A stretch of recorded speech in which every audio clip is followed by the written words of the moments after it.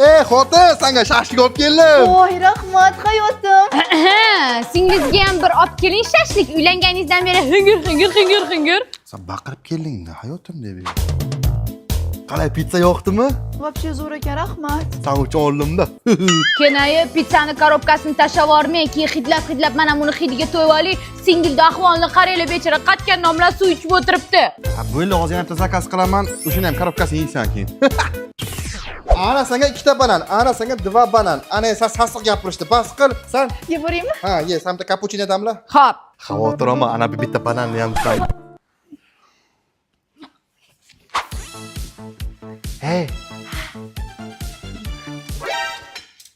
Qalay, ishlaring yaxshimi? Uydagilar yaxshilarmi? Sen zo'rsan. O'tinglar, charchamanglar, o'tmag'ili. Xotinchingizga shikoyat olib kelib, siz bilmay qopmizda, a? To'f olishlarni bilib o'tiribmanmi? Bil. Uyimizga saltanat olma kiribdi, bilmay qopmizda, a?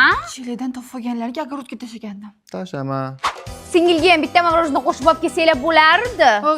Chiledan ham yerdan ham to'f olayotganlarga cho'pini ham qog'ozni ham yeb borgandim, to'g'risi. Gilamga shokolad tushib qoldi, o'shandan bilib qoldim. Bu safar gilam qo'shib yeb ol. Kafel bilan yeb olgan. Travetildan qo'shib yeb tashlagin bor. Uchastkani qo'shib yeb tashlagin bu safar.